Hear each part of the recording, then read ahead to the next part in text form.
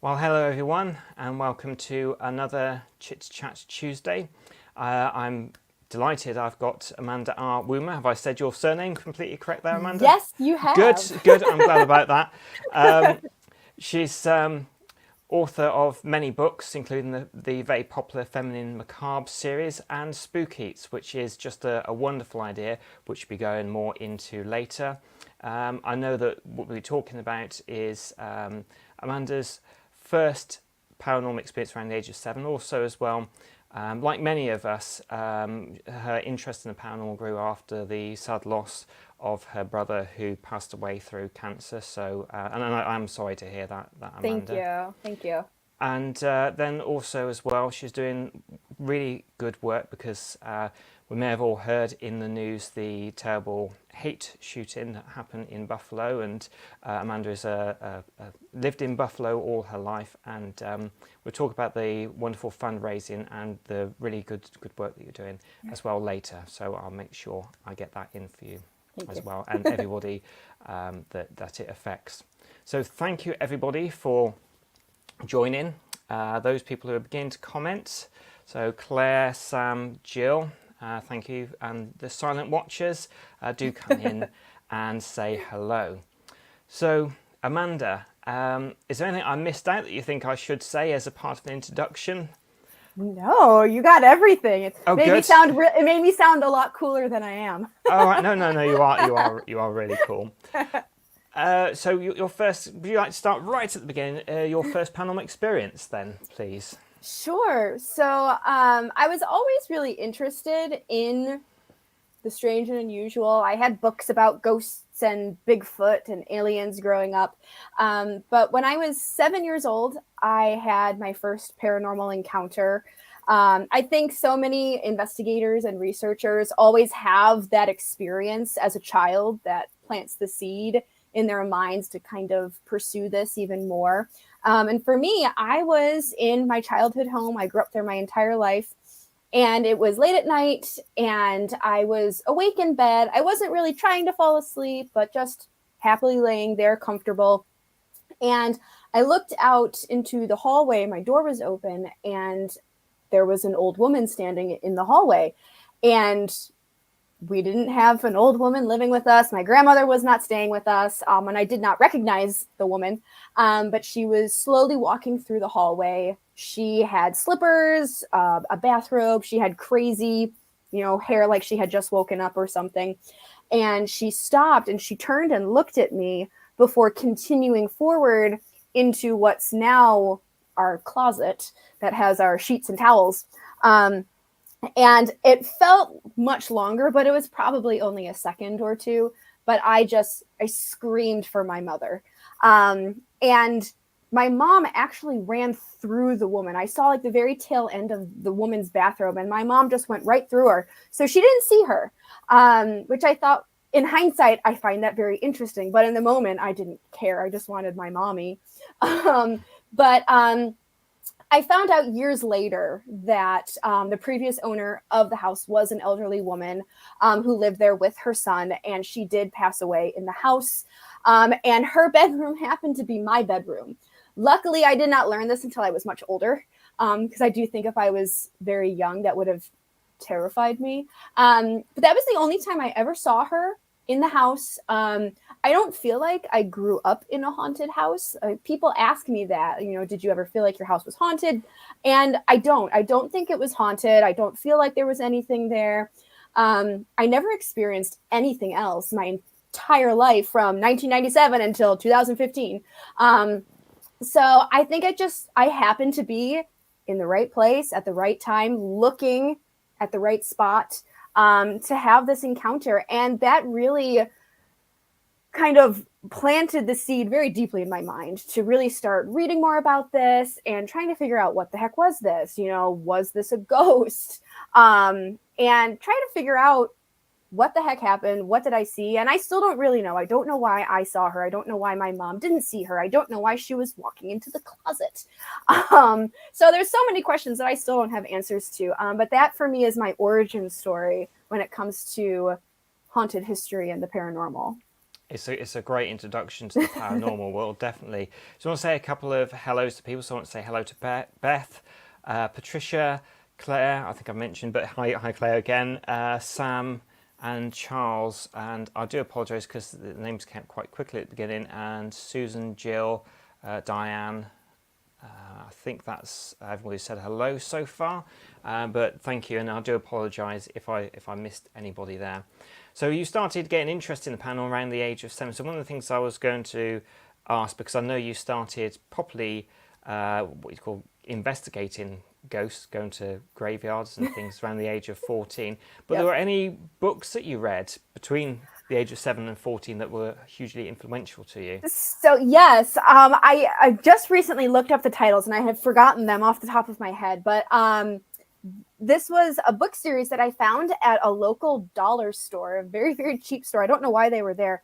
And they were black, leather bound with like silver gilded edges, and they just had everything. They had UFOs, cryptids, ghosts, unexplained phenomena. It was this whole series of books, probably like 7 or 8 books, probably even more. I only had a few of them. And those were the books that I wore out the binding. I mean, the pages were falling out. They were dog-eared and I had notes in them. And I wish I still had them. And, you know, I had a phase where I was trying to, I don't know, make myself normal. Why? And I got rid of so many of my spooky books from when I was younger. And I wish I still had those just to see what I would have found interesting enough to highlight or underline and take a note on. I wish I still had them. I'm very sad I don't have those anymore. But I can't remember the name off the top of my head, but it was a whole series of books geared towards younger readers. So it was a great introduction for people that didn't want to read the encyclopedia or, you know, Hans Holzer books. You know, it's a little beyond your years. So it was a good introduction. So I should look those up and have those handy because I always forget the title of them. But they were fantastic books, especially for younger people just interested in starting their journey into all of this weird stuff. I mean, it's brilliant. And, you know, you said when you try to be normal for a while, I think nobody should ever try and be normal. I think it's so boring being normal, definitely. What a waste of time. Exactly. So hello to Lana and hello to Wendy, who've also joined in the chat as well. Do ask your questions as well if you have any questions to Amanda. So I'll probably mention one of your first books because it's a little bit out of the paranormal, because you're known as a paranormal writer and doing your spooky blogs and the Feminine Macabre series. But can you just mention your first book, just a little bit about the love stories and how that came about? Sure. So before I got my start in writing for paranormal nonfiction, I was a fiction writer. I've been writing fiction since I was 12 years old, actually. And I started submitting for various anthologies probably 5 years ago or so. So still very new in the realm of actually sending your work out into the world and letting people read it. But one of the first anthologies I was part of was called Vintage Love Stories. And basically, this was a collection of stories of romance across the whole spectrum of what love stories are. But the parameter was that it had to take place before modern technology. So no computers, no cell phones, no GPS, things like that. The story that I wrote about is actually based on a historic event, which was the Great Peshtigo Fire that happened in Wisconsin in the United States. It was a horrific wildfire that just decimated this town. And it actually happened the same night as the Great Chicago Fire. And it's very interesting because Chicago obviously is a much larger city. So that's where all of the attention went to, whereas this small town in Wisconsin didn't get any media attention. They didn't really get a lot of aid and help either in rebuilding. So I wrote a love story about, you know, these two young people who met before the fire, and then the fire arrives and it's this desperate attempt at survival. And I really wanted to just kind of share a story about this event, this historic event that nobody really talks about. Nobody really knows about it outside of this small town in Wisconsin. There's a lot of weird things surrounding it, like balls of fire shooting through the air. So that gets people's attention if they're interested in UFO and extraterrestrials. There's like a lot of weird things about this fire that just, it caught my attention. It captured my imagination. So that was a really fun story to write about. Very different from everything else I've written, but it's a lot of fun. So if anyone is interested in learning a little bit about the Peshtigo fire, as well as reading some of my fiction romance, that's available. Fiction or vintage love stories. Brilliant. Now, one of the things you like to, well, and you're very much known for, is the Spook-Eats and going to haunted restaurants. I do like the way you have spooky marks out of 10 and a yummy marks out of 10, which is really good as well.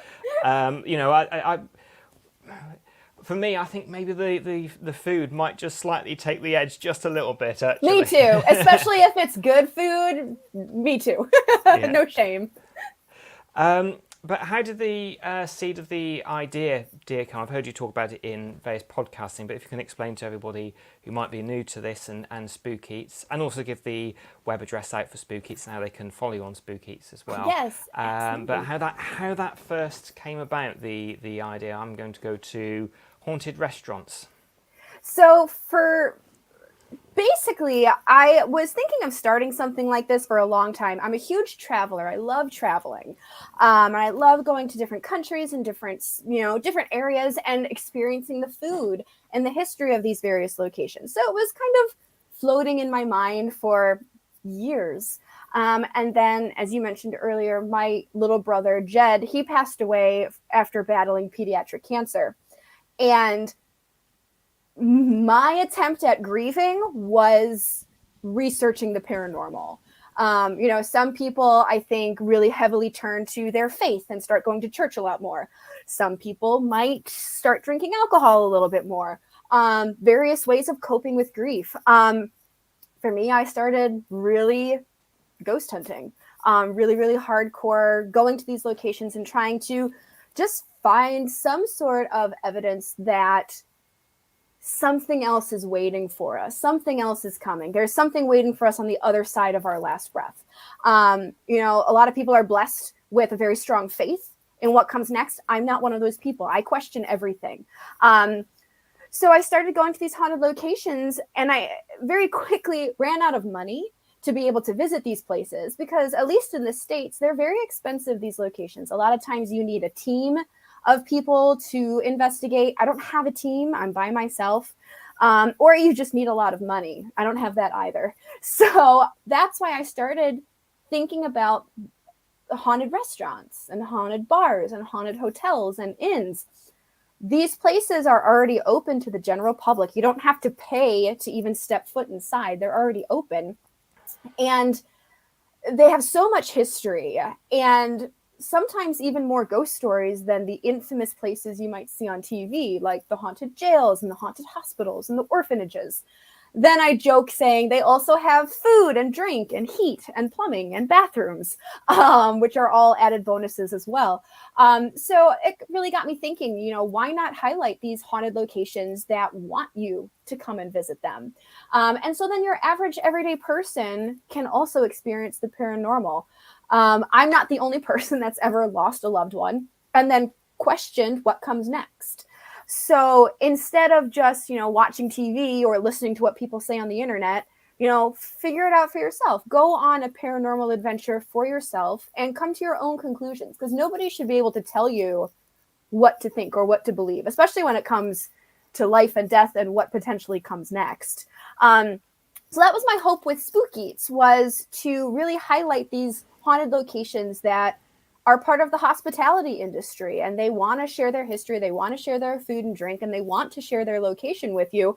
And in the process, you might have a paranormal encounter that could help you start to piece together your theories and your ideas of what potentially comes next in the afterlife. So that's why I started Spook-Eats. The pandemic kind of put a damper on things because of lockdown and you couldn't leave, so I couldn't travel anywhere, couldn't go to a restaurant. So I had to get a little creative with Spook-Eats. But that was basically the start of it and why I wanted to really start highlighting these sorts of locations that are usually glossed over because they're not the doom and gloom scary locations. A lot of times they're places of celebration and revelry and happiness.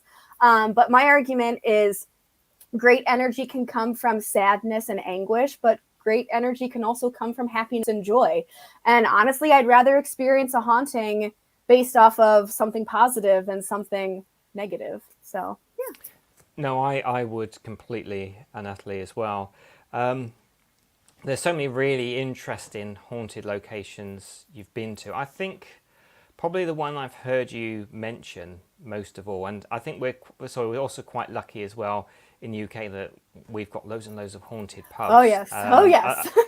You said as well, like you go to one town, it's like the most haunted pub in York, and then round the corner, the most haunted pub. Yeah. So we do get a lot of that, and we are really, really lucky that we have all these wonderful, interesting pubs, and a lot of them do really good food as well. Yeah. The one you mention time and time again, and it sounds like it's your favourite, is the Old Canal Inn. Yeah. Can you please tell us about that? And there's also a deadly chair in this place as well. Yes. So the Old Canal Inn is a very, I don't want to say like, it's a dive bar. So it's not fancy, it's not nice. I say it with all the love in my heart though, because I love the place. It is in Nutley, New Jersey, which is about 40 minutes south of New York City. And it's been a community bar for almost 100 years now, and it's the home of the Death Seat. So according to the folklore surrounding this location, the Death Seat was the best seat in the house. It was located at the front of the bar, right next to the only window in the place. So it was the best lit spot, and everyone wanted to sit there. So there were two frenemies who would fight over this chair, and they would go back and forth on it. One day, one of the frenemies there and died of a heart attack right there on the spot. Supposedly, according to the story, the next day, the other guy who would always try to get that chair was sitting in it, and he had a heart attack sitting in the chair. I believe 2 other times there have been heart attacks while someone has been sitting specifically in that bar stool. So now it is roped off. You can't sit on it anymore, which is very wise, I think, especially for insurance reasons. But this location, instead of trying to hide this dark history and this kind of bad press, they've embraced it. They created the Death Seat Burger, which is probably the most unhealthy thing I've ever eaten, but it was also delicious. So basically it is a cheeseburger with cheddar cheese on top, jalapeno peppers, mashed potatoes, and then it is beer battered and deep fried. So the joke is that if you don't die of a heart attack while sitting in the Death Seat, you'll probably die of a heart attack after eating the Death Seat Burger. It's very, very good. I will admit I split it with my mom, so nobody judges me too much. But there are stories of this place being haunted. A former cook has been seen kind of busting through the doors of the kitchen. People have been spotted in the basement. A lot of strange things have happened. Pots and pans move on their own. But even if there wasn't paranormal activity, just the story of the Death Seat and like those bizarre coincidences that at least 4 people have died of a heart attack while sitting in this specific chair is unnerving. And for me, I visit so many locations that they don't like to talk about their haunted history or their weird history, or they just try to downplay it, or they'll even kind of scold you for asking about it. This was just a breath of fresh air for me, where they didn't just talk about it.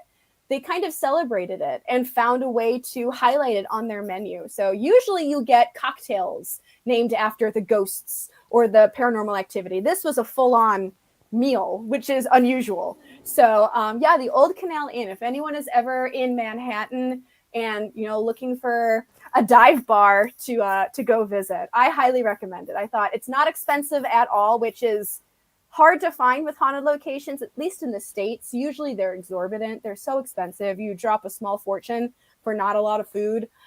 This was not expensive at all. There was a lot of food, and it was very good. So Yeah, the old Canal Inn. I love it. So Patricia actually said, which is your favourite haunted restaurant you've visited? Would you say it's the Old Canal, or would you say it's a different one? Oh gosh.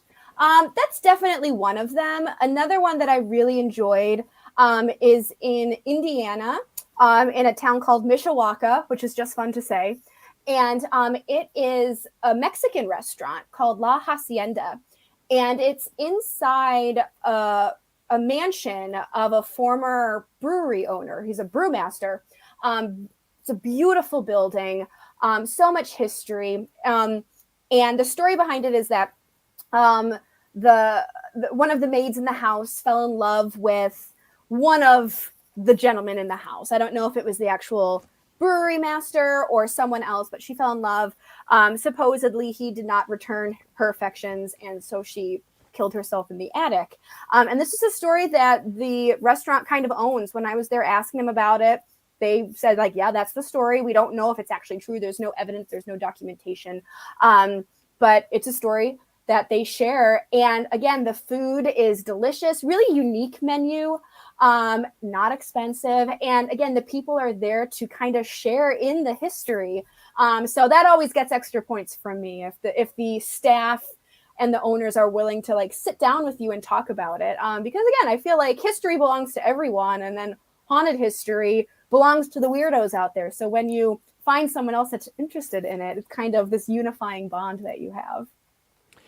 So Claire said that sounds like Busby's stoop chair that now is living in Doncaster Museum. It is roped off and no one is allowed to sit in it, and it's cursed and causes death. So I just want to say hello, as well is to Exploring the Afterlife, who is Lindsay and John. They're the people who set up this wonderful Exploring the Afterlife. So I wanted to say hello to you as well. There's a few other people as well have popped in to say hello, so thank you for that. I think it was Hacienda, you said they do great frozen margaritas there as well. Yes, they do, for only like $3, which is not something you usually get. So yes, very good. If you can't tell, I like my alcohol. So yes, very good frozen margaritas. So I know some places have actually named cocktails over some of the ghost stories. So what are some of those? And I actually like mixing for friends, family cocktails. So if you can let me know what's in them, that would be brilliant as well. So a named cocktail based on a haunted story or haunted place. So my favorite one was in Salem, Massachusetts. And there's so much history in Salem, but everything really revolves around the Salem witch trials. And one of the places is called Turner's Seafood. And supposedly this building was built on the apple orchard that was owned by Bridget Bishop, one of the victims from the Salem witch trials. And they say supposedly Bridget Bishop haunts the building. She haunts the restaurant. The smell of apples accompanies her. But one of the cocktails that Turner's Seafood created was called Bridget's Orchard. And it's 100% inspired by her. It's in honor of her. And I describe it as a big kid's apple cider. I'll have to look up the ingredients and let you know, because I did take a picture of the menu because it was so good. It was strong, but you couldn't taste it, which is dangerous, but absolutely delicious. Another one also in Salem was at Rockefeller's. And they have one of their ghosts is the lady in blue, or the blue lady, one or the other. I don't remember off the top of my head. And one of their cocktails is inspired by her, and it is the bluest blue. It is unnaturally blue. I'm trying to find something that's like a similar color, and I can't find anything. It's electric blue, but it's delicious again. Yeah, Salem's one of those places that they have great, like really unique restaurants. The cocktails are fantastic wherever you go, and so many of them do honor their dark history and their ghost stories with these libations, which I'm all for. Good. I just must say hello to my dear friend. She said hello to us. I popped her up briefly. Nanny Lynn Sindri, wonderful, wonderful, as everybody else is that is watching our wonderful, wonderful people. So I think what would be a nice thing now is we've built up people that are watching, that you say about the good work that you're doing for the awful hate crime that happened in Buffalo, and what you're doing to raise funds. And you also, one of your books as well is on sale, but all the proceeds towards it is going towards helping people that were involved. So if you can say about that, please. Yeah, so for anyone that's unaware, basically on Saturday, a white supremacist came into the city of Buffalo. He drove about 3 or 4 hours into the city and targeted a Black neighborhood, specifically to kill as many Black people as possible. And 13 people were shot, 10 of them passed away. And it's been very jarring for the city as a whole. So I'm the type of person that I was in shock on Saturday. On Sunday, I was angry. And Monday, I thought, all right, we have to do something. What are we going to do? So I started taking donations, monetary donations from people via PayPal and Venmo to raise money for care packages, dinners, food. This neighborhood is in what's called a food desert. So it's more so downtown Buffalo. So it's a very congested area. And Tops was the grocery store. And it was one of the only grocery stores in this community. Many people in this community are elderly. They don't have cars. They can't drive, or they're reliant on public transportation.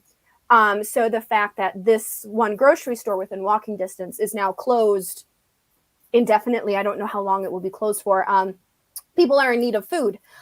So yesterday we raised over $1,000, and 500 of that went directly to groceries, toiletries, baby supplies, pet supplies, things that these people need over the next few days and few weeks before the grocery store opens back up. The rest of the money that we're raising, we were originally going to put it towards funeral costs. However, several very, very generous people in the city of Buffalo have covered everyone's funeral costs, which is exorbitant. It's a lot of money. So that's very, very appreciated. So we haven't decided which charity we're going to be donating just yet, whether it'll be for counseling or more food focused or more supplies. We haven't figured that out just yet. But we've been getting monetary donations. And then the other fundraiser I've been doing is a book sale. So this is my very first book. It's called The Haunted Atlas of Western New York. And it focuses on 130 some odd haunted locations, including places in the city of Buffalo.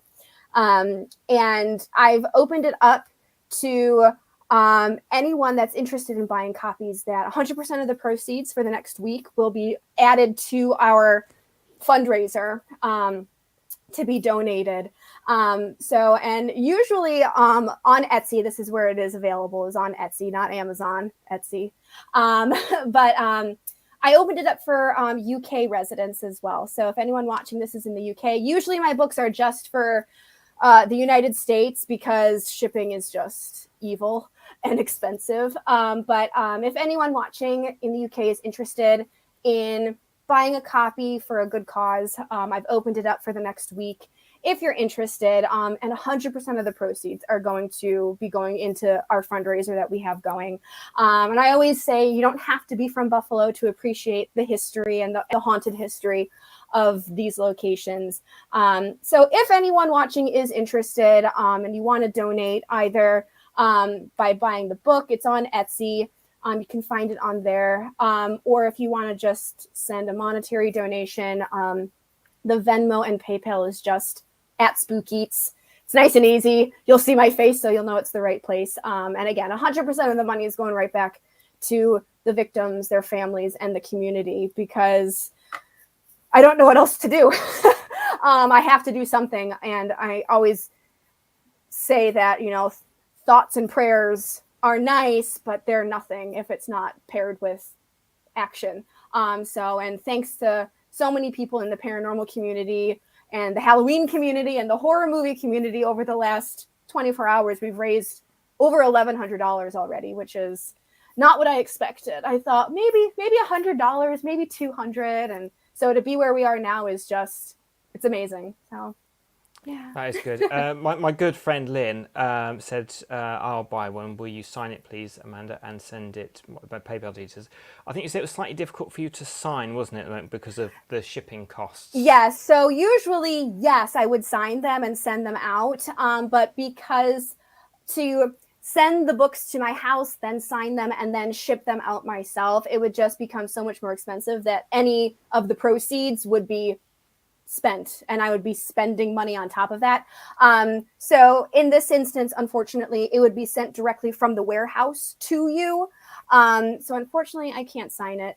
I would love to, but yeah. So, but I would still appreciate it if people would get copies. My signature is not worth anything, so.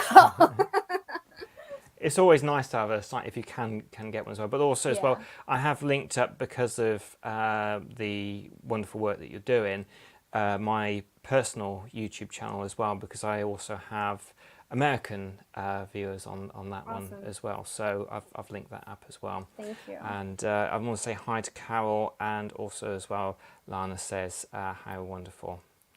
So thank you. So I want to also mention some of your other books as well. Another one that comes up, which I think is the next one, correct me if I'm wrong, is The Spirit Guide, Americans Haunted Breweries. Yes. Have I got that right? That was the right order? Yes, actually. I happen to have it right here. I don't even know why Excellent. I have it next to me. I don't have it that prepared over here, but yeah. So this is book 1 in the Spirit Guide series. Book 2 is coming out next month, finally, after 2 years. But this was my attempt to kind of expand on the Haunted Atlas. So the Haunted Atlas is very localized. It was, my very first book. I didn't have any money to travel anywhere. So I thought, write what you know. You live in Western New York, Buffalo, write about the history there. But it limits who wants to read it and a potential audience. So the Spirit Guide, America's Haunted Breweries, Distilleries, and Wineries, is more expansive. And it looks at the history and the ghost stories of some of the most famous breweries, distilleries, and wineries in the country. And it includes tips. If you're going to a location, here are the best things to order, or where to go, where to stay, as well as fun facts. So it's my attempt at creating a travel guide of sorts, if you're interested in these sorts of locations. So I'm excited to get number 2 in the Spirit Guide series finally out, because it's been too long. People have said book 1 of the Spirit Guide series. And I always joked saying, yes, book 1 out of 1. There's only 1 book. So there's going to be a second one coming out next month, a little different. And it includes some locations in the UK as well. So I have to keep branching out further and further. Brilliant. My good friend, because my friend Lynn, she's written an author. She's written some wonderful books on Gloucester and the hauntings. What she does, she puts sticky notes and then sends out the sticky notes to the people. So if that's something I'm sure that she would send you any costs or things, or maybe email. But we can talk about that after. Yeah, no, it's a good idea. Yeah. Absolutely. Now, I'm jumping around a bit from books to Spook-Eats, but I thought that'd be a good way of doing it. So it's the books, and then we'll also get to the Feminine Macabre as well. But one of the really interested, and the name just goes for me at the moment, but it's where there was the famous Gettysburg battle, and one of the restaurants has all the bullet holes in the side of the restaurant. So that was a fascinating story, and it'd be really good to know about that, and what kind of meals do they do there, and any sort of spooky related cocktails or beers or wines, because some actually do haunted wines as well, which is really cool. So that's the Farnsworth House in Gettysburg, where you can see, if you're sitting in the beer garden area, you can see the bullet holes in the side of the building. And that place has one of my favorite dishes that I've ever had. That's a goober soup. So it's peanut, not peanut butter, but just peanut. Absolutely delicious. They do authentic 19th century cuisine. So they cook out meals that basically the citizens of Gettysburg would eat during the time of the Battle of Gettysburg. Beautiful building. It's one of those locations that has not been restored or renovated in any way. You walk in and it's like walking into a time capsule. You feel like you've been transported back to 1865, and it's gorgeous. The food is it's absolutely delicious. They have a beer garden on site. So obviously Amanda is happy. Hello. So that's another great location. It's always funny whenever people say, what's one of your favorite locations? It always comes up the Farnsworth House. And I always say, like, it's so typical. Like, oh, of course, she's a ghost person that likes the Farnsworth House. But it has such a unique personality. And to see the bullet holes and the attic area where sharpshooters were up there, fighting. It has memorabilia from the building and from the time of the Civil War. And it's a very heavy location. Just Gettysburg as a whole is very somber. And you are walking on hallowed ground. So many people died there. But it's I always tell people, like, if you can get to Gettysburg at least once, it's just an amazing experience. Whether you're interested in the paranormal or not, just the history of the place is it's awe-inspiring. Yeah, it sounds it completely and utterly. And another place that you have written a book about, and also as well, it's quite special to you. And you also said, and forgive me if I'm wrong, that you had some sort of communication with your brother, and that's the ghosts of the Ghostlight Theatre. I love a good theatre myself, so knowing about the Ghostlight Theatre, and what a brilliant name as well. Yeah, and it's funny because for people who are unfamiliar with theater folklore and terminology, every single theater has a ghost light. It's just a lone lamp or light that they keep on when the theater is dark or closed, for two reasons: either because they want to keep the ghosts away and keep them from causing mischief, or to invite them onto the stage while there's no one else there, to kind of be a bit more of an invitation or more inviting. So that's why it's called the Ghostlight Theater. Is, we have our ghost light and we really celebrate it. And this is a location that I've been a part of since 2006. So I've been a theater member there, very dramatic, for a very long time. And it was a location that my brother was also very involved in. He played Oliver Twist in the musical Oliver there. And when he passed away, it really kind of shattered the company. It wasn't unexpected, his death. He was sick, but everyone was like, well, of course he's going to get better. So the owner and his family and a lot of the company members still talk about him. They still every so often will have encounters with him. And we do think that he does pop in from time to time. I don't think he haunts it. I don't think he's always there. But there are moments that we kind of brush against him. I saw him there one time with my own two eyes, about 8 months after he passed away. And like you mentioned, I had a communication with him. Someone captured a photograph of him on a mini ghost hunt where it was just cast members. We were all there together. We all knew Jed, but we weren't looking for him because we didn't think he would be there. Like, we knew the place was haunted by certain ghosts, so we're looking for the lady in red and Mary. We're not looking for Jed. And this woman, she snapped a photo, and it is a photograph of my brother. There's like, I'm usually very like, it's dust, it's moisture, it's the bug, but it's definitely, it makes you stop and scratch your head if nothing else. But then the exact same place that photo was taken, I got an EVP of his voice saying, "I'm fine."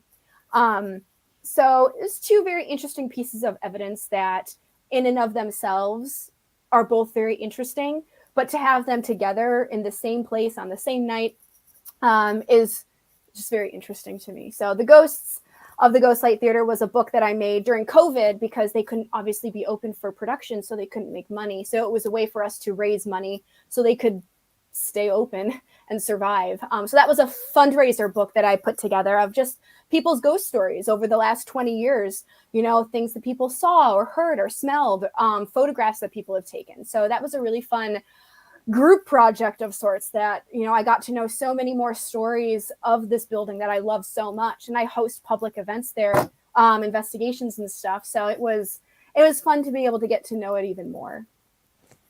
Yeah, that's great. And Patricia has put here, at the site of the Battle of Culloden in Scotland, you can hear the sounds of swords clashing across the fields at night.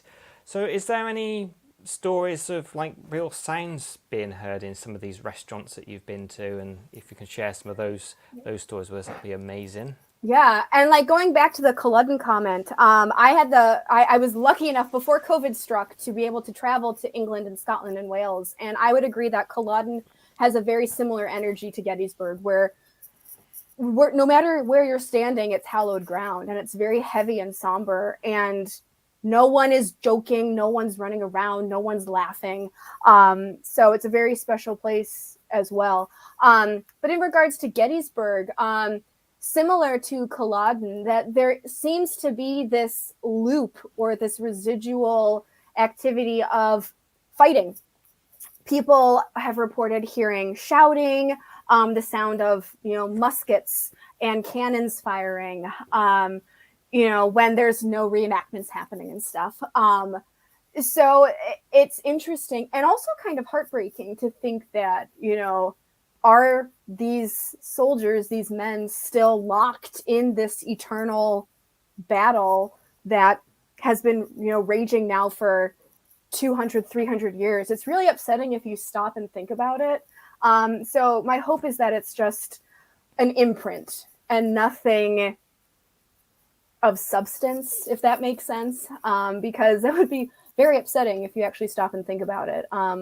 So yeah, but yeah, Gettysburg has very similar reports as Culloden with that residual battle, whether it's men shouting and screaming or swords clashing or guns going off. Yeah, that's what I like to think as well, that it is residual energy, or some ghost hunters, people that are involved in paranormal, say about stone tape theory as well. So when it's that sort of thing, when it's like somebody visiting their favourite place, it's nice to think that spirits come back and visit those favourite places, but to actually have been stuck in battle, that is quite a horrendous thought. Yeah. I really like the look of one of your books, The Cryptid ABC. That looks an amazing book. Let's hear about that. So that was one of my COVID projects. While I was in quarantine, I was pregnant. So I had a lot of free time on my hands. I didn't go anywhere. So I started working on children's books. So I wrote 2 children's books while in lockdown. And one of them was the Cryptid ABC book. So it goes through the alphabet, and each letter represents a different cryptid out there. So, M was for Mothman, Y was for the Yeti, F was for the Flatwoods Monster, different things like that. And it was fun. I'm not an artist, so I always say that they're doodles. They're not illustrations, they're doodles. But it was fun to be able to try to draw these cryptids, and then I painted them. So it's a bit informal, but I love it. And it's not as popular as my grown-up books, which I'm not surprised. But it is a lot of fun. I call it, it's a creepy book for creepy kids. So, because some of them can be a little creepy. So, some of the illustrations are a little terrifying, but if you're into that sort of thing, you'll enjoy it. I think children like creepy things. I mean, they tell each other scary stories and everything. So I really do. Let's see, Patricia, in Glen Culloden, after the massacre, no birds ever sang, and every time I've been there, I never heard any birds sing. Because you say Gettysburg is very, it has that oppressive feel about it. How do you find the Salem? Is that sort of similar because of what happened there, or is the energy a bit more lighter in Salem? It's definitely very different. I feel like Salem is more commercialized. Like you have witch shops now and supply shops, and you can do photo shoots looking like witches.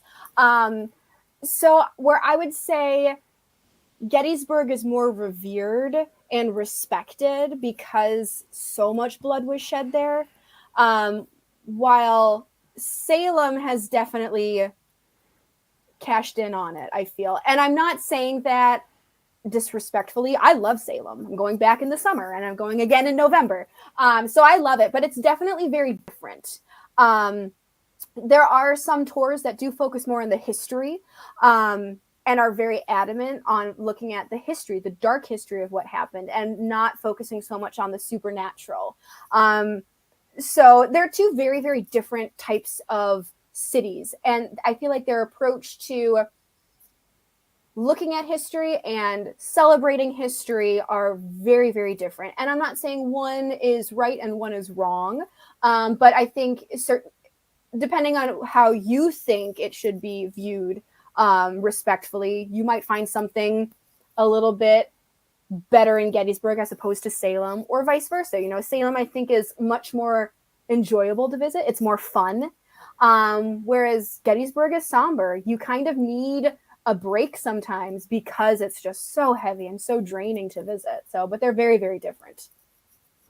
Yeah, Lynn said we frightened a few kids on the ghost walk, didn't we? And it was supposed to be, I just hasten to add here, you know, because that was part of it. But, you know, they like it, you know, they like it. I mean, some of them now are just getting over it. So, yeah, we're okay there. The Morbid Curious. Now, that was the books just before the Feminine Macabre series.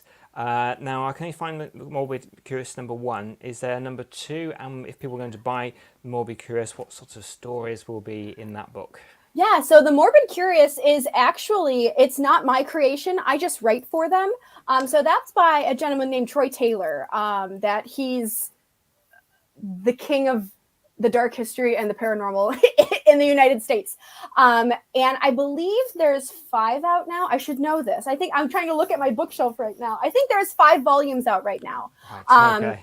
And fascinating information. There's dark history. There's ghost stories, obviously. There's folklore in there. And it's written by some great people. In the US, in Canada, in the UK. So I definitely recommend it. I believe they're only like $10 a copy, so pretty darn cheap. But it's from American Hauntings, Inc. Ink as in like I'm writing with an ink and pen, not incorporated. So if people are interested in buying those, a lot of times he puts them together in bundles, so you get a nice deal. It's a great series. I really enjoy writing for them. I've been featured in every single volume so far. I don't know how I've managed to keep thinking up things to write about, but I really recommend them. They're great, quick reads. They're small, but again, for $10, it's a great deal. So I had a question there. So now I was listening to the Feminine Macabre when the idea first came to you, and I've forgotten the name of the radio station, but you were talking about it with the host, and that seeded the idea. And I know the Feminine Macabre is for the stories of the feminines that haven't been mentioned, because most television programs are male teams, or there's the sort of token female in there. I think in the UK though, a lot of people think of Yvette Fielding with Most Haunted, but that's kind of like the one sort of program. It's also open for people for non-binary to write for the Feminine Macabre. I know as well, which is fantastic, because lots of people were giving ideas and writing stories for the Feminine Macabre. I think I've heard you say before you were kind of worried that you'd be having to pretend to be other people and things, but you didn't, which is brilliant. So yeah, say more about the Feminine Macabre and some favourite stories that appeared in it as well.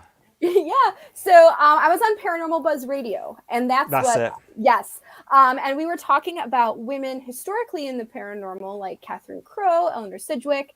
Lorraine Warren was the main one that everyone recognized, and I will die on the hill saying the only reason why people know who Lorraine Warren is because of the Conjuring movies, and I will stand by that. But it got me thinking, you know, why is it that nobody knows these historic women that have done so much work in the paranormal and really laid the groundwork for parapsychology and paranormal investigation as we know it today. And if you go even beyond that, you know, women have been closely linked to the supernatural forever. You know, whether it's witches, priestesses, healers, it doesn't matter what label you put on them. So then I started thinking about modern times, if you ask someone who's your favorite paranormal investigator, 9 times out of 10, they'll say a man's name. And if you ask them to list paranormal investigators, they can think of dozens of men, and they'll kind of struggle to come up with too many women. So I just started thinking, why is this? So that's why I started the Feminine Macabre. So it's our all-female and non-binary paranormal journal where we cover topics like hauntings, folklore, dark history, witchcraft, tarot, death culture. And it's been amazing to me, the response, because like you said, I was afraid that I would have to pretend to be 20, 30 different women just to fill up a book of these essays. And that was not the case, luckily. But we've got the first 3 volumes out right now, and submissions are open right now for volume 4 for a release, hopefully in September. But yeah, it's been amazing. And the whole spectrum of what these people and these researchers have chosen to write about, whether it's, a tarot spread, a do-it-yourself tarot spread that people can do at home. I always like that really hands-on feel. One woman wrote about why do we identify female spirits based off of their clothes, whether it's a gray lady or a woman in white or a lady in red. It kind of diminishes them to just their physical appearance. So I thought that was really interesting. One woman in number 3, she wrote an essay about astrology. Now, I will be the first to admit, I don't know anything about astrology. I don't understand it. The minute people start talking about houses and rising signs, and I shut down. I don't know why, but I don't understand astrology. But she wrote this essay about how she tracks spirit communication and paranormal activity with astrology. And it's so interesting. The one quote that she has in there is that I can't prove spirit communication, but I can track it. And I just thought that was so interesting. And recently, I had a friend who lost a loved one in a very traumatic, tragic sort of way. And I told her to read that essay because it was so helpful. And Courtney Eastman has been in volume 1 and volume 3. So wonderful lady. yeah, so the Ghoul Guide. Yes. So she recently wrote, for number 3, she wrote a terrifying article about kind of occult games that we play. I don't know about the UK, but in America, girls' slumber parties are like cult meetings where you play Bloody Mary, you play Baby Blue.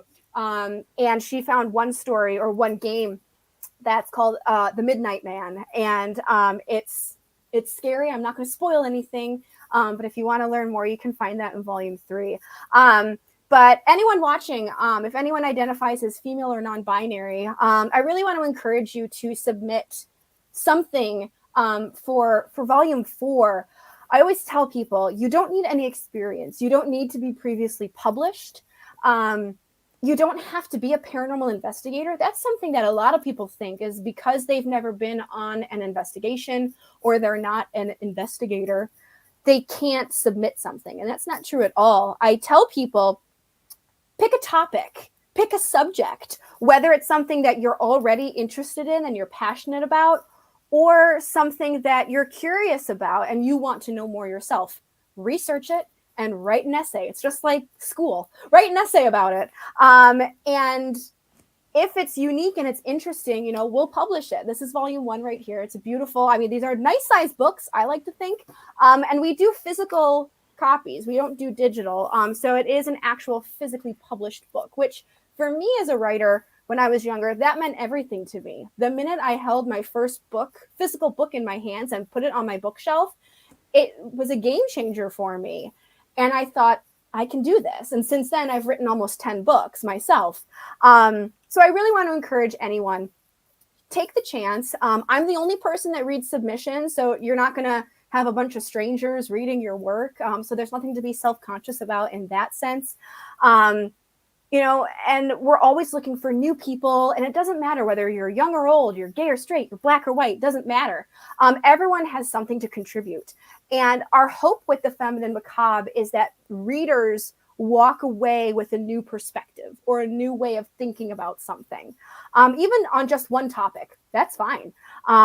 So if anyone is watching, I really want to encourage you to take the chance. If you go to Spook-Eats.com, we have a whole Feminine Macabre section. You can read up on our guidelines.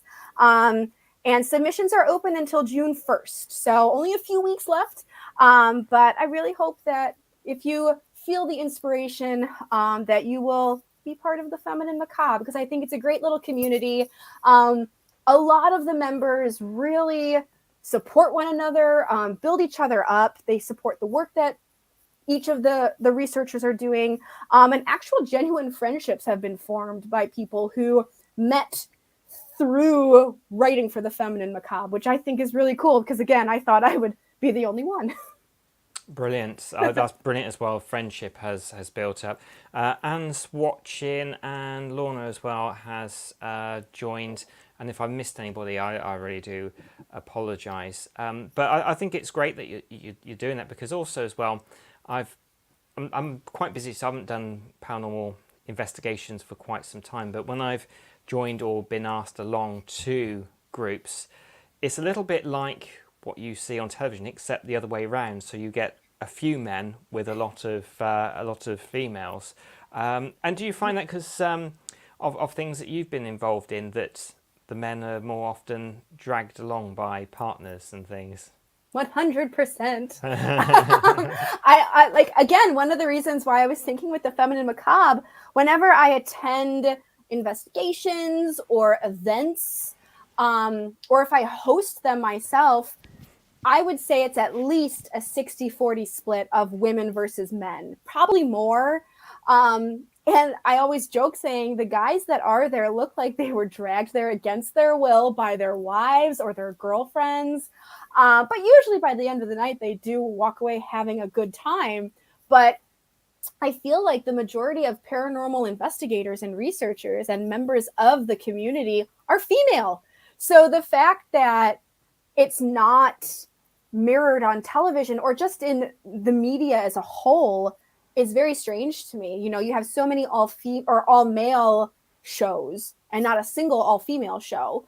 If there is a woman, she's usually the token one, like you said. She's usually the psychic medium or the witch. Or if you do have a female, she's always partnered with a male. She's never on her own. And that just really, I don't know why, but it makes me mad. I don't know why. But hopefully, eventually we'll get more exposure. But we've been told many times that women in the paranormal just don't make good TV. I've been told that several times by producers, bigger people in the industry, like Bridget Marquardt, who she wrote our foreword for Volume 3. She's a Playboy bunny. She's in Hollywood, like she's famous, and she's been told, like, yeah, just women don't make good TV, and it's just, I don't know why. I don't know why. People are people, and if you're a good personality, it'll make great TV. In my thinking. I know. But we'll see. Yeah. We'll see. So I said with the Feminine Macabre, I'm not trying to make it a boys versus girls thing. Mm-hmm. People already know a lot of the men in the field. They know a lot of the work that they're doing. So what the Feminine Macabre is doing is acting as a boost for the women. It's not giving them a voice because they already have a voice. It's just amplifying it and sharing the work and the research and the theories that these women are coming up with, because it's just as fascinating as the work that the men are doing and just as valid. But we don't know about it because women don't make good TV. So we make good books, though. So absolutely, and the people that I've known, like Courtney, who's written in it, Lorian from the Ghost Voice, Ale House Haunts, the Ghost books, she's written in it as well. Yeah. Wonderful people. Yeah. Now I know. Oh, hi Claire. Another Claire's just joined in.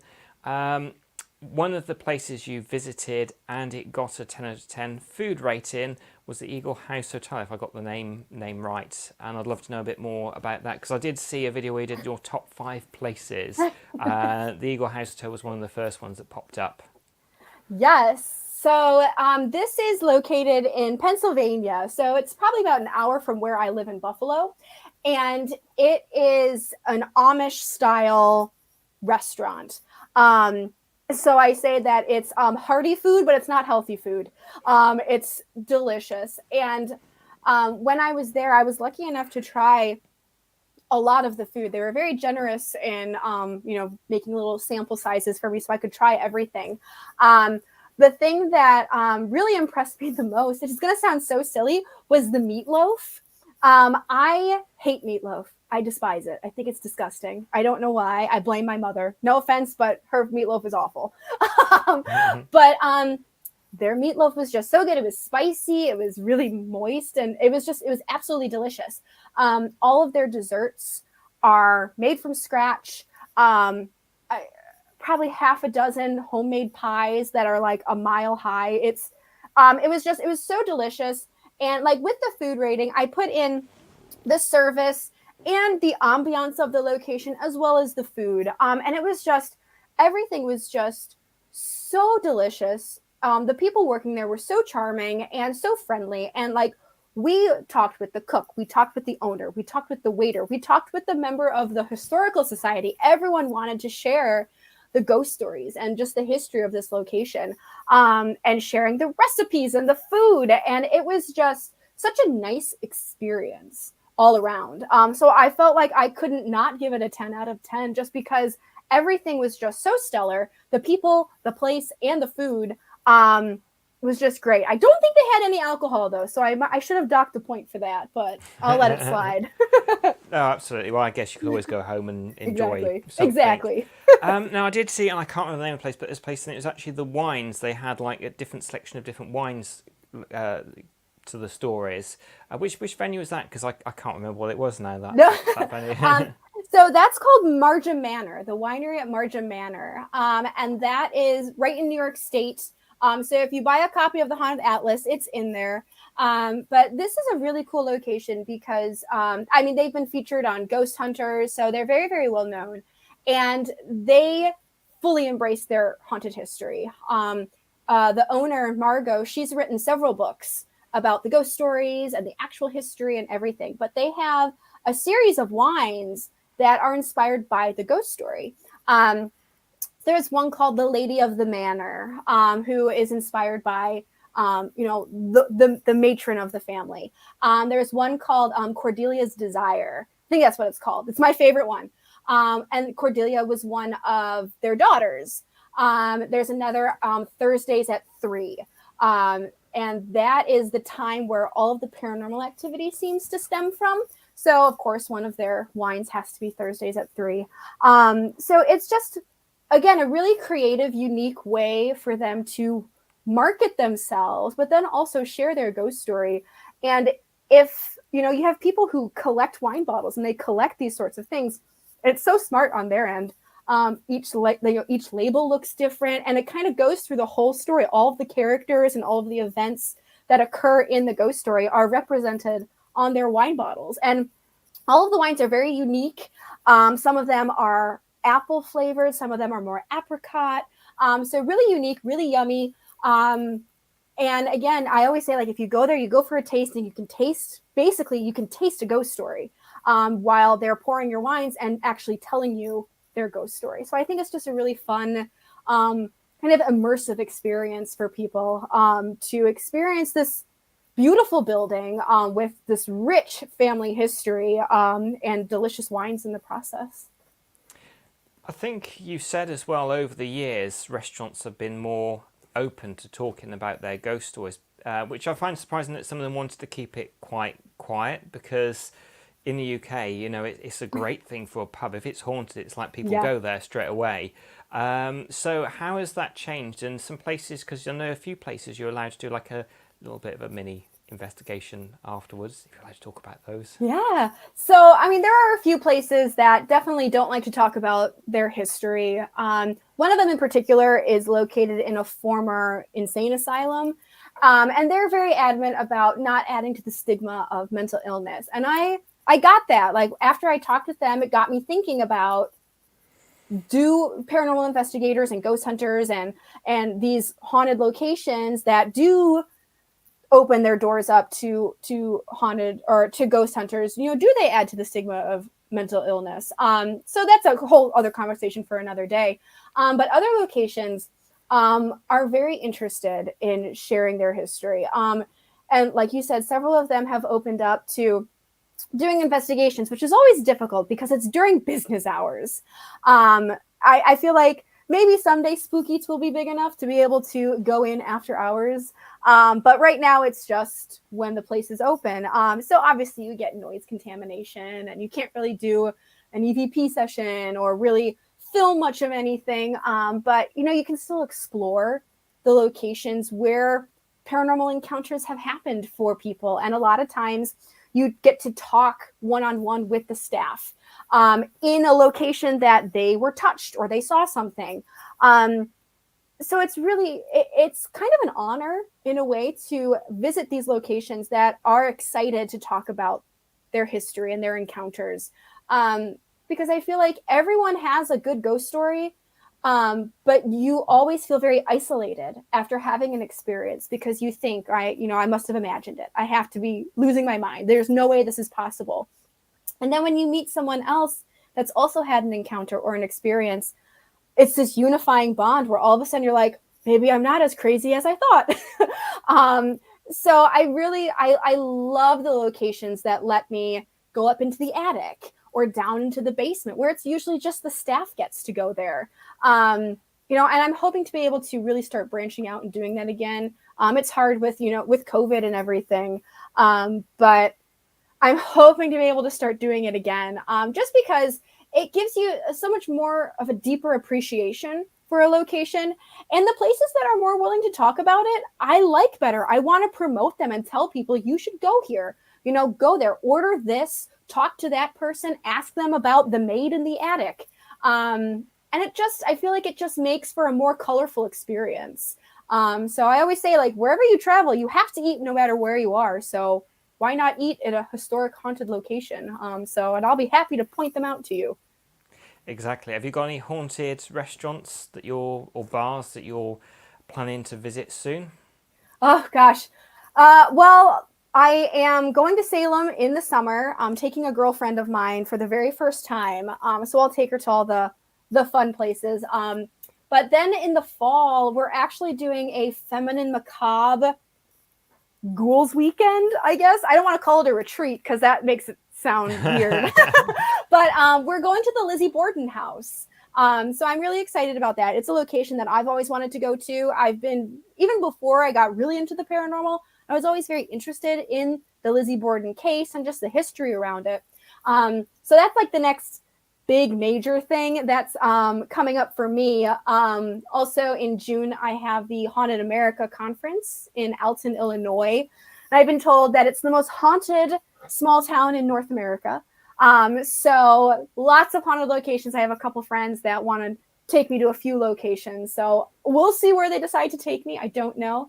But I always tell people, like, if you ever have a recommendation of a haunted location, food, or a restaurant, bar, or hotel, let me know, because hopefully as the world starts opening back up again, you start slowly traveling once more, and then to be able to visit these locations and start Spook-Eats back up, because I feel like it has kind of stalled a bit with the pandemic. But yeah, a couple places in Alton, Illinois. I'll be returning to Turner's Seafood and Rockefeller's in Salem, and then Lizzie Borden in the fall. So Patricia says Lizzie Borden, the one where the murder hid one in the cupboard. I didn't think that happened, but so if you can, I think a lot of people do know about Lizzie Borden, but can you say a little bit about the backstory of it? Because I'm sure everybody knows. So I won't spoil too much, just because one of our researchers, another Amanda, she wrote in volume 3 all about the Lizzie Borden case. She specializes in Lizzie Borden history. If anyone's interested, she's Spooky New England Ghoul on Instagram. I believe that's her name. But basically, Lizzie Borden was accused of murdering her father and stepmother in their home with a hatchet or an axe. So the story, Lizzie Borden took an axe, gave her father 40 whacks. Yeah, I see right there. But she was acquitted for the crime, though. She was never found guilty, but she definitely experienced a stigma the rest of her life, and she was ostracized in the town.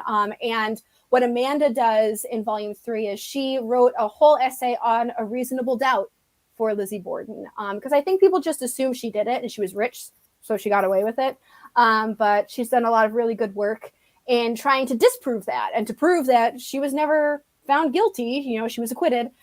So we're actually going to be in the Lizzie Borden house with Amanda, who I call her like Little Miss Lizzie Borden. Like, she knows everything about the case and the history. So I'm really excited to experience that with her and with 15 other women that have written for the Feminine Macabre. So it'll be fun. A lot of us will be meeting for the first time. A lot of personalities under one roof. So we'll see how that goes. That sounds totally amazing. And I think as well, when I see it on TV, if it's the same person, the same lady that owns it, there's each little key has a little axe on the end of it. Oh, that's so funny.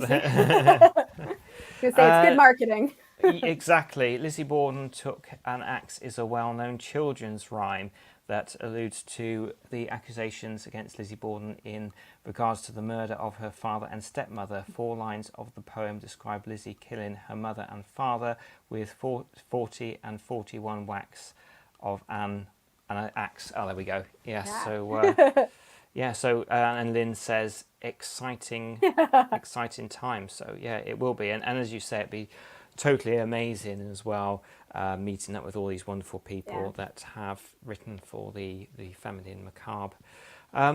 So let's go, and I don't know if it was in one of your top lists, but one of the first haunted locations you went to when you started Spook-Eats, is that in your list, and which one was that, if you can remember? That was, sorry to throw that one at you. The Stanley Hotel. I feel like this is a quiz right now. So the Stanley Hotel in Colorado I actually went there before Spook-Eats officially started. But I was out there in Colorado and at the Stanley Hotel, and I thought, I gotta get pictures for this. I'm starting this blog at some point, and this is going to be my first location. So for those of you unfamiliar, the Stanley Hotel was where Stephen King was staying when he was inspired to write The Shining. Spooky story. The Shining still gives me the heebie-jeebies just thinking about it.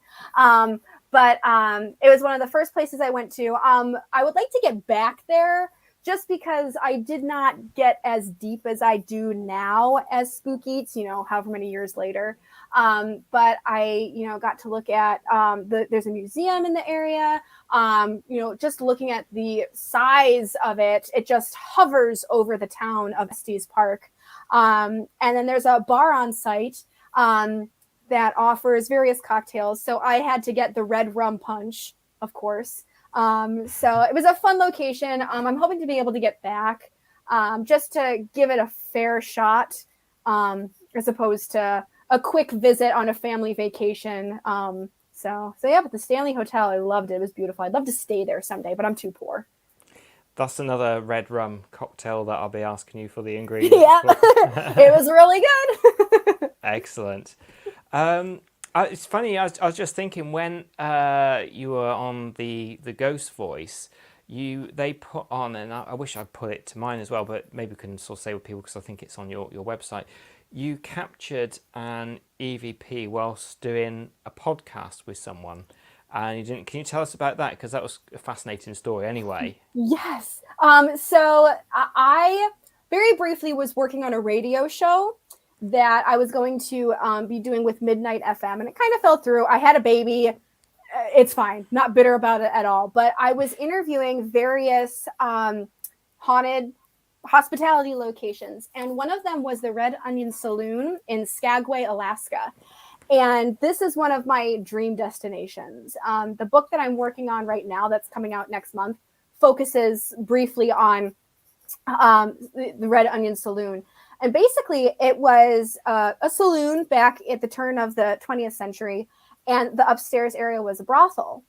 And I was interviewing the curator of the brothel museum, and they do a great job at preserving the history of this location and really sharing the history of prostitution in Alaska and specifically in Skagway. And it was just a great conversation that I had with this woman, and I used it for this book. So I'm glad I recorded it.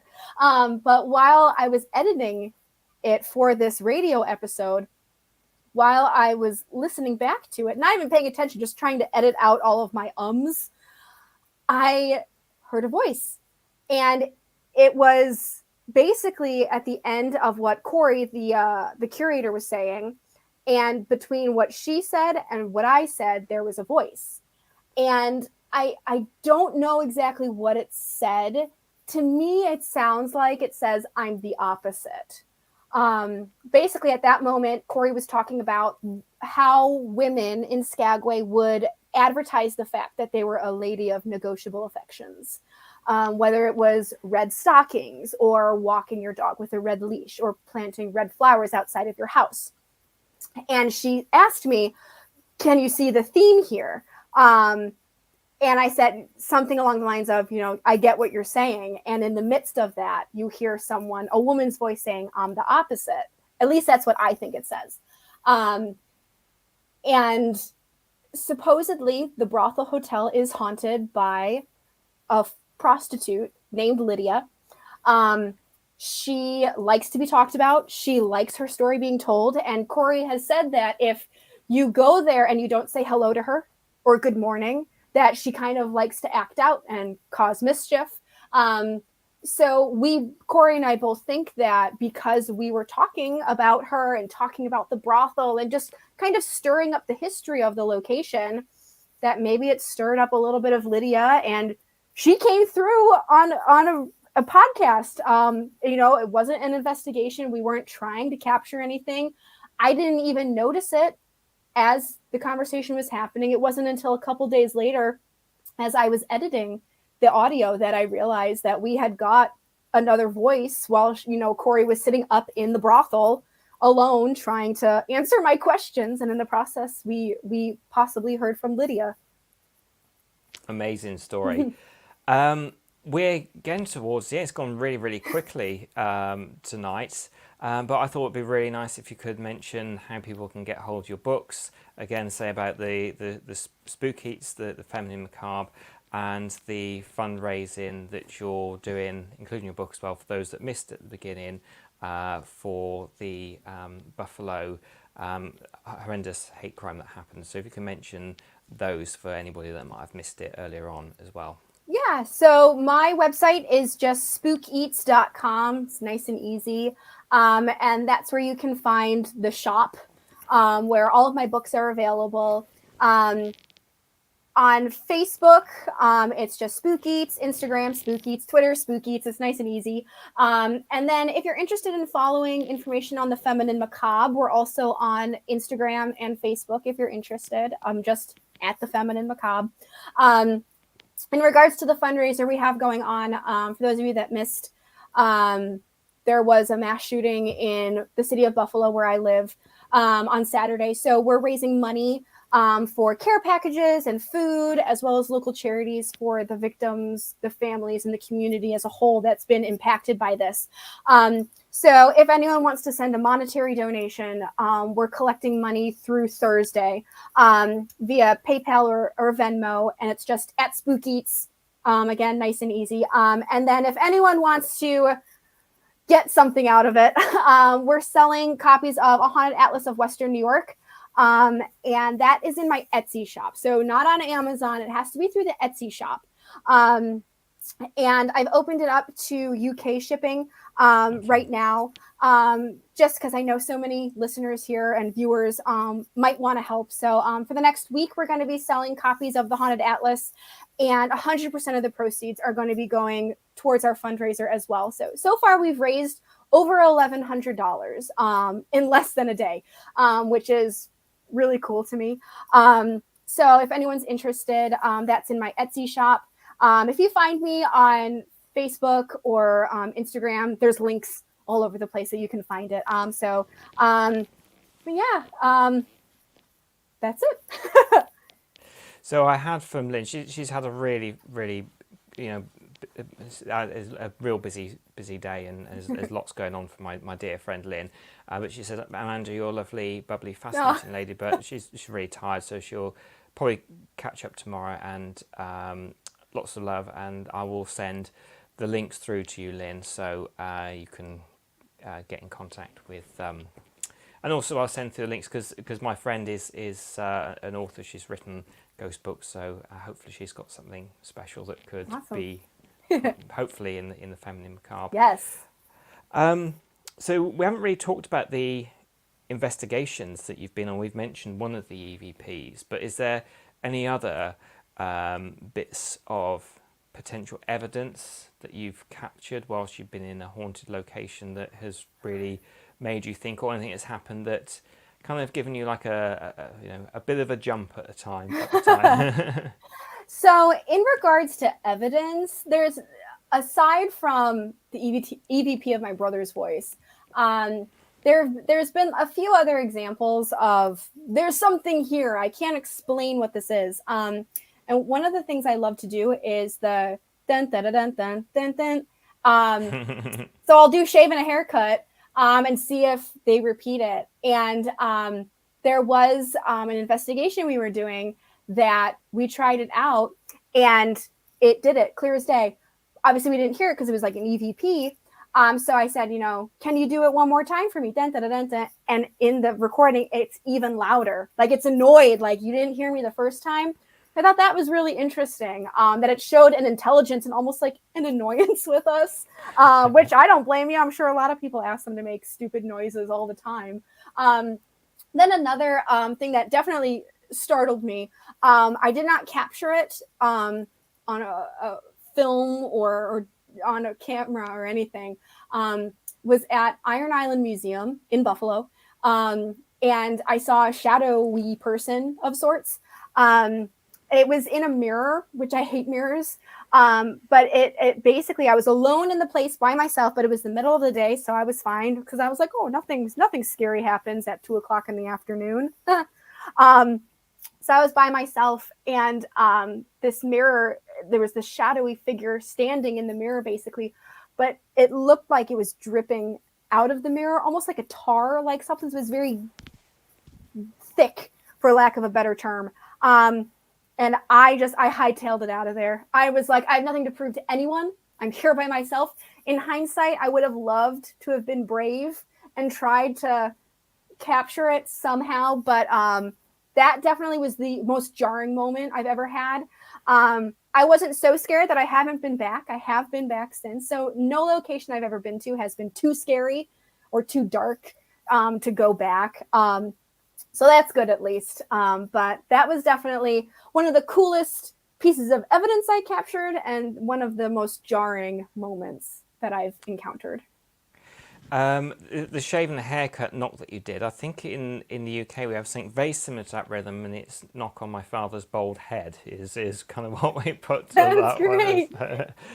one. So right, Patricia, I've seen the same dippy shape in my house. So yeah, that's scary stuff. Yep, especially in your house. Like, I like going to haunted locations. I don't want to live in one, so that's just me. Yeah, or going back home with something. Yeah, exactly. Like, don't follow me back to my nasty house. You want to stay here in this pretty Victorian mansion, please. So is there anything, because I'm really aware that we're rapidly approaching the 90 minutes, that I haven't mentioned at all, and you think, oh, I wish he asked me this. So is there anything at all that I haven't asked you yet? I mean, I guess the only thing is, the next book that I have coming out for the Spirit Guide series. It's called Harlots and Hauntings. And it is basically about haunted locations similar to the Red Onion Saloon that are haunted by the spirits of prostitutes. And this was based off of a conversation I had on another show years ago now talking about basically liminal spaces, which is like the buzzword now in the paranormal, and liminal people. That's what I always joke, saying that this book is liminal spaces and liminal women coming together. So these women of the night, these ladies of the night, they were nobodies in life. They were nameless blips in history, but because for whatever reason they've chosen to haunt a restaurant or an inn or a hotel or a pub, they're immortal now. They've gained notoriety in death because we share their stories and we say their names. So it's a fun look at the history of prostitution in America and Europe, but then also focusing on 11 locations in the US and the UK that are haunted by prostitutes. And 9 out of 11 of them have names, which I think is really cool. Like there's that old saying that you die twice, once when your body dies, and then again when someone says your name for the last time. So these women whose names we keep saying every time we share their stories, they're being reborn each and every day, which I think is really cool because they were unknowns in life. They were undesirables in life. And I think so many times our ghost stories are told from a very specific point of view. History is written by the conquerors, and usually the conquerors were white men with a Christian background. So, enslaved people, poor people, women, non-Christians, their stories aren't really told. And if they are, it's from the point of view of the conquerors. So this is my attempt to kind of give a voice to these undesirable women who have found eternal life in haunting these locations. So I'm really excited about that. It's very similar to the Haunted Breweries book, where it's got tips if you're visiting these locations and fun facts. But it also really tries to highlight these ladies that have been forgotten by history, except for the fact that they have chosen to stick around and haunt these locations. So I'm really excited about it. Brilliant. I'll just say 2 more things. One, next week I have got Andy Workman, hypnotherapist like myself. He's talking about the law of attraction on this show. That's a pre-record because every Tuesday he's dancing with his wife. So that's going to be good. And as I've already recorded, I can say he was great on it. One more thing I just want to finish with. There's so many people out there that talk about writing a book, and I think the Feminine Macabre is a great way for ladies and non-binary people to write a book. But if there's some people that think, I'm not quite sure, I'm a bit worried, what would they think, when I say, I know it's just yourself, but just to give people that encouragement to write and send that bit of writing into you for the Feminine Macabre. Yeah, I cannot stress it enough. Like, take the chance. You have nothing to lose. And for me, submitting to anthologies was absolutely terrifying. I got many rejections.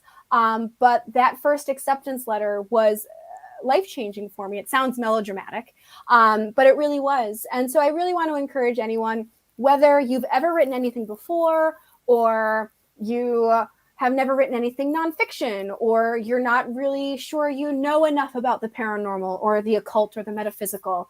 It doesn't matter. I try to keep it very professional, but also very laid back. So again, I'm the only person that reads your submission, so there's not this pressure of impressing so many people. It's just me. I'm not scary. I don't think so.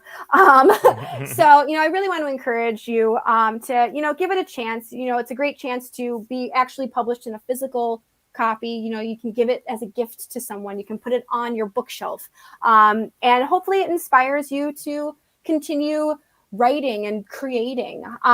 So I really, really, really want to encourage anyone, if you identify as female or non-binary, we've also opened it up to artists. So if you are a photographer or you paint, there's other ways to be a part of it aside from just writing. So if that's too intimidating, we also accept artistic submissions as well. So I really hope that you find the inspiration to submit something, whether it's, witchcraft, tarot, astrology, haunted history, folklore, an interesting woman in the paranormal. I'm interested to see what you have to offer. We've never gotten anything on UFOs, just saying, nothing on extraterrestrial. So just going to put that out there into the universe. Brilliant. Thanks so much, Amanda. You're right, just to stay on just 5 minutes after we've finished. Brilliant. Thank you, everyone. Thanks so much, Amanda, for tonight. And thank you, everyone, for watching. Good night.